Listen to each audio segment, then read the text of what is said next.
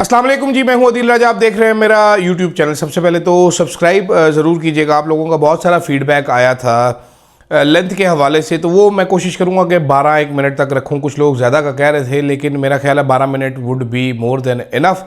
इतनी ही बातें होती मेरे पास करने के लिए। एक बड़ा अच्छा कमेंट आया था कि भाईजान ये पसीने आपको बड़े आ रहे होते हैं, इसका कुछ बंदोबस्त करें, तो वो भी ज़रा जल्दी करते हैं। वैसे तो मुझे लग रहा है ठंडी आ जानी, थोड़े दिनों में तो पसीने निकलने कम हो जाएंगे। ये गर्मी बड़ी हो जाती है लाइटों की वजह से, मेनली लाइटों का इशू होता है। जो लाइटें मैंने लगाई हुई हैं अपने हुस्न को दोबारा करने के लिए, मेरे हुस्न पे कमेंट्स कम आए। मैं उस पर बड़ा मायूस हूँ कि हुस्न मेरा कुमला सा गया है। शायद ये लोग मुझे ज़्यादा हसीन नहीं समझ रहे। खैर जनाब, इंपॉर्टेंट खबरें हैं काफ़ी सारी।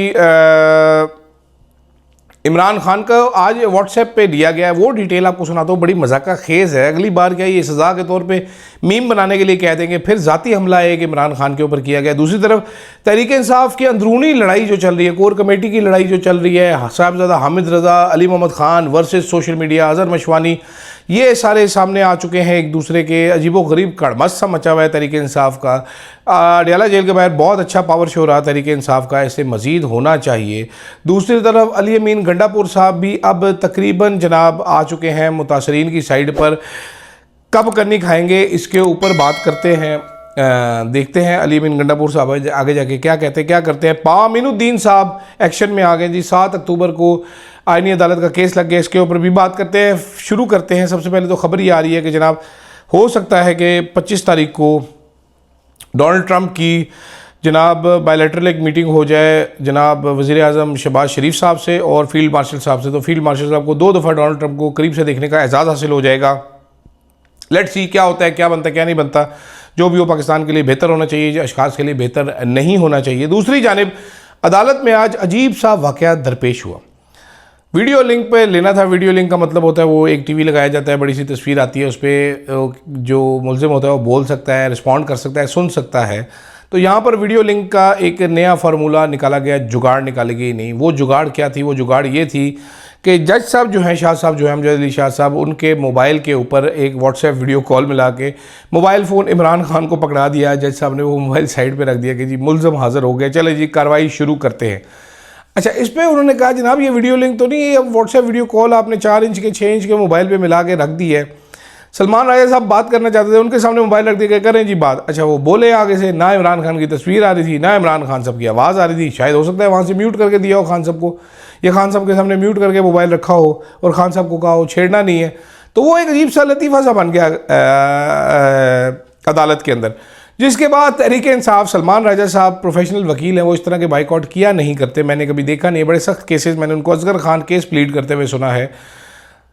तो उन्होंने बेहतर यही समझा कि हम बाइकआउट कर दें तो यही ज़्यादा बेहतर है, इस तरह की कार्रवाई का हिस्सा नहीं बनना चाहिए। तो वो बाइकआउट करके बाहर आ गए। शुनीद ये है कि जल्द ही GHQ केस को बाहर तकमील तक पहुँचाया जाएगा। पाकिस्तान की तारीख का एक बड़ा झूठा केस होगा ये, जिस पर बहुत सारे बेगुनाहों को सज़ा दी जाएगी। एक और केस सही तो लग यही रहा है कि तहरीक इंसाफ अब बाइकआउट जारी रखेगी इस केस का, और वो यही कोशिश करेंगे कि या तो सामने ट्रायल हो ताकि हम आर्गूमेंट्स कर सकें, हम अपने मौक्कल से बात कर सकें, वरना ये किस किस्म का फुदू केस है। वैसे ये हमारी अदालतें इनोवेटिव तरीन होती जा रही हैं। शुक्र करें वॉइस नोट ही नहीं मंगा लिए कि जिन्हें वॉइस नोट कर दे बस वही ठीक है हाज़िरी। ये अगर तो इन्होंने सज़ा किसी को नहीं देनी तो मुल्ज़िम सामने खड़ा होगा तो नहीं दी, जब ऑर्डर है तो व्हाट्सएप पे भी सज़ा दे देंगे।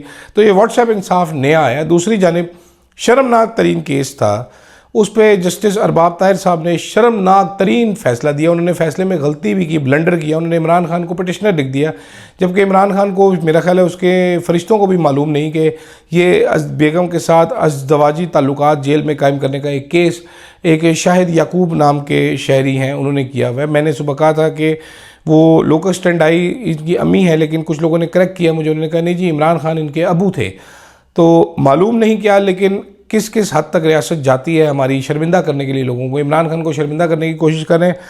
मेरा ये मानना है, मेरी अंडरस्टैंडिंग है कि इमरान खान को इससे कख फ़र्क नहीं पड़ना। ही वुडंट उसकी शोहरत को कोई डैमेज नहीं होना। नून लीग वाले उठा उठा के फिरते रहेंगे इधर उधर, वो मिठा जी, खटा जी और गधे जी जो इन्होंने रखे हुए हैं, उसके अलावा कोई फ़र्क नहीं पड़ेगा। दूसरी तरफ जो सीरियस चीज़ है वो तहरीक इंसाफ की लड़ाई है। एक तरफ तहरीक इंसाफ का सोशल मीडिया है, एक तरफ जनाब तहरीक इंसाफ के कुछ मेंबरान हैं, सारे नहीं कुछ। मेरी काफ़ी सारे लोगों से बात हुई है। अब अली मोहम्मद ख़ान जो है वो सोशल मीडिया से बिल्कुल दूसरी तरफ जा चुके हैं। वो कह रहे हैं भगोड़े जो छुपे हुए हैं, गारों में छुपे हुए हैं, ये नेट पे बैठ के बातें करते हैं, आओ मैदान में मैं खड़ा हूँ, मैदान में खड़े होकर बात करो। अली मोहम्मद ख़ान साहब की सियासत पे बहुत सारे लोगों को एतराज़ है, सोशल मीडिया वालों को ख़ास तौर पे एतराज़ है। अब उनको टाउट कह के पुकारा जा रहा है, ऐसे नहीं होना चाहिए, इतना ज़्यादा एक्सट्रीम पे नहीं जाना चाहिए। और अली मोहम्मद ख़ान साहब को भी सोचना चाहिए कि एक प्रोपेगेंडे से डर के आप एक ज़बरदस्त किस्म की कैंपेन को आपने कंट्रोवर्शियल बनाया, ख़राब किया, आपकी जमात ने किया, एक फेक स्क्रीनशॉट के ज़रिए किया। हामिद रज़ा ख़ान साहब ने, साहिबज़ादा हामिद रज़ा जो है, सॉरी हामिद रज़ा ख़ान नहीं, साहिबज़ादा हामिद रज़ा ने उसके ऊपर रज के अपना मौक़िफ़ दिया और मज़ीद कन्फ्यूज़ किया इशू को।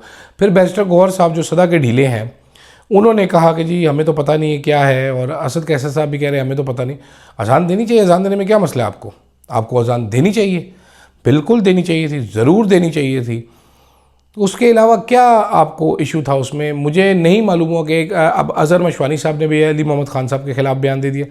तो देखते हैं कौन सीज़ फायर करवाता है इनमें, क्योंकि गंडापुर साहब नफ़रत करते हैं तहरीक इंसाफ के सोशल मीडिया से, नेमली जबरान इलियास और अज़हर मशवानी से। मज़ीद लोग भी अब सामने आते रहेंगे, लेकिन बहुत सारे लोग इनको सपोर्ट भी करते हैं। इशू वही है कि इमरान खान का ट्विटर टोन डाउन करवाओ वरना हम तुम्हें तंग करेंगे। तो ये सोशल मीडिया वालों को कह रहे हैं, सोशल मीडिया वाले मानते नहीं है, जो मुल्क से बाहर है उनको कुछ कह नहीं सकते, वो कहते हैं वड़ो। तो इसलिए ये मसला बना हुआ है। शेर अफजल मरवा साहब भी दुखी है, उनको भी एक्सपोज सोशल मीडिया ने किया था। तो ऐसे काफ़ी सारे मज़ीद भी दुखी होने जा रहे हैं। मेरी इतला के मुताबिक, मेरी अजीम इतलात जो हैं वो इस बारे में ये फरमाती हैं। अच्छा आगे चलते हैं जनाब। तीरा वाक़या, गंडापुर साहब ने आज सीधा सीधा बता दिया है आखिरकार कि जनाब ये बमबारी तो हुई है, यहाँ पर उन्होंने कंफर्म कर दिया है। अब जो मुतासरीन हैं उनकी डिमांड है कि वज़ीर आला और कोर कमांडर आएँ और माफ़ी मांगे, उसके बाद हम बात करेंगे, वरना एहतजाज कॉल ऑफ होगा। कुछ लोग काफ़ी इधर से उधर हो चुके हैं, कुछ इधर से उधर हो चुके हैं, लेकिन इशू जूं का तूं है, हालात की संगीनी कायम है। इससे पहले भी गलती हुई। एमल वली खान साहब ने बहुत सख्त ट्वीट किया, उन्होंने ये जो हमला करने वाले इनकी प्रोफेशनल कैपेबिलिटीज़ पे सवाल उठाए। उन्होंने कहा जी इतने ये गलत इंटेलिजेंस थी कि मासूम बंदे मार दिए। दूसरी तरफ पुश किया जा रहा है जो एजेंडा, वो ये कि जी बारूद बनाने वाली फैक्ट्री थी, ये कंपाउंड था, ये खुद ही धमाके से उड़ गया और अपने साथ काफ़ी सारे और भी धमाके कर दिए। ऐसे धमाके होते नहीं हैं नॉर्मली। अगर ये बारूद बनाने वाला कंपाउंड भी था तीरा में, तो ये सिक्योरिटी दारों की बड़ी नाकामी है कि उनको पता नहीं था, क्योंकि ऑपरेशन कर कर कर कर चप्पा चप्पा आपने छान मारे तो आपको कंपाउंड का नहीं पता था अगर बारूद बनाने वाला है। खैर खबर अब यह आ रही है जनाबे वाला कि कल वज़ीर आला अली अमीन गंडापुर साहब तीरा वाक़े में जाँ बाहक होने वाले लवाहिकीन के पास जाएंगे। अब ये इतना सीरियस वाक़या हो चुका है कि वज़ीर आला को जाना पड़ेगा।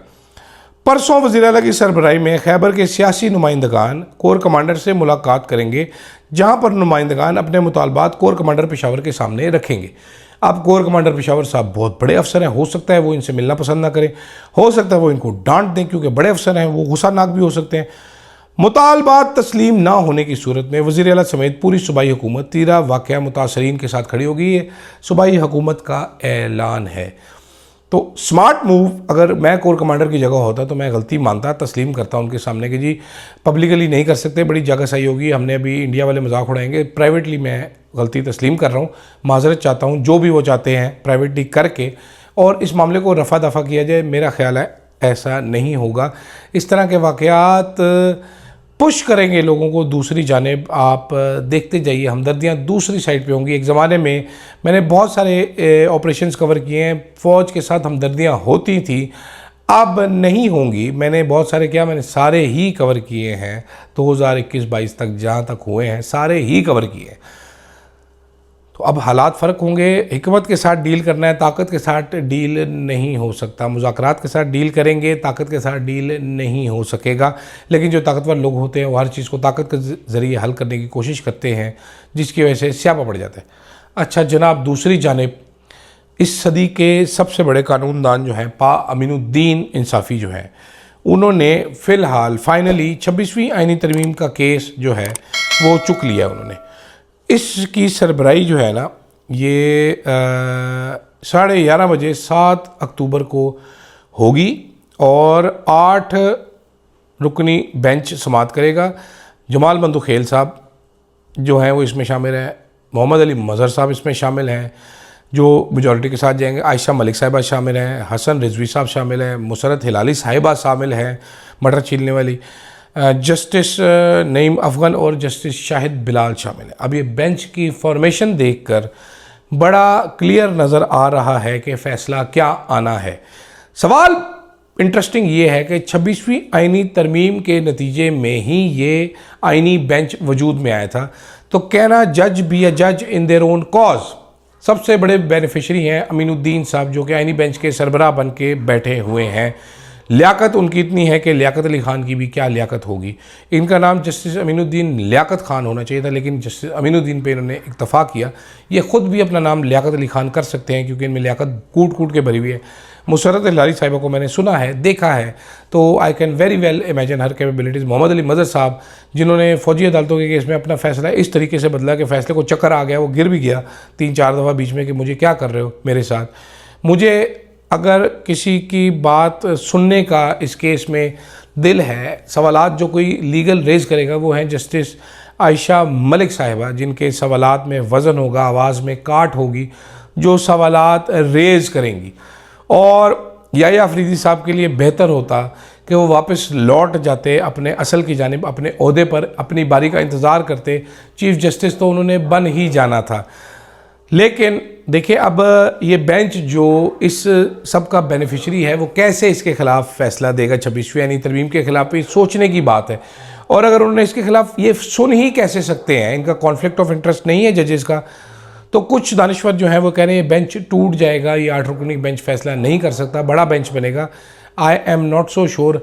खुदा करके बड़ी मुश्किल से एक केस लगा है, इमरान खान के खतूत के बाद केस लगा है। इमरान खान के ख़त पे भी भाई याया अफरीदी साहब ने कोई जवाब देना है, जो 24 घंटे बाद 48 क्या 46-56 घंटे गुजर गए। मेरा कुत्ता भी भौंकना शुरू हो गया है, इसने बाहर किसी को वेख लिया है, कोई गुजरा होगा घर के बाहर से। तो इसलिए वी लोग को यहाँ पर करते हैं इख्तिताम पे, इंतज़ार करते हैं इन सारी खबरों का। सवेरे आपको पॉवर्टी फिगर्स देंगे, बहुत इंटरेस्टिंग चीज़ें बताएंगे सवेरे। तो फ़िलहाल के लिए इतना ही, बाकी अच्छी खबरें आने का इंतज़ार करते हैं कि अब क्या होता है आगे पाकिस्तान में, और क्या तहरीक इंसाफ इमरान खान साहब कुछ ऐसी चीज़ देख रहे हैं जो आम लोग नहीं देख रहे, जो उनका मौक़िफ़ सख्त से सख्तर होता चला जा रहा है। क्योंकि तहरीक इंसाफ वाले बहुत सारे मेम्बरान तो कह रहे हैं रिहाई का कोई चांस नहीं है, कुछ नहीं, अमल से कुछ नहीं होता। तो ये फुदू फड़ंग पार्टी क्या कर सकती है, इस पर भी बात करेंगे। फ़िलहाल के लिए मुझे दीजिएगा इजाज़त। अल्लाह हाफ़िज़।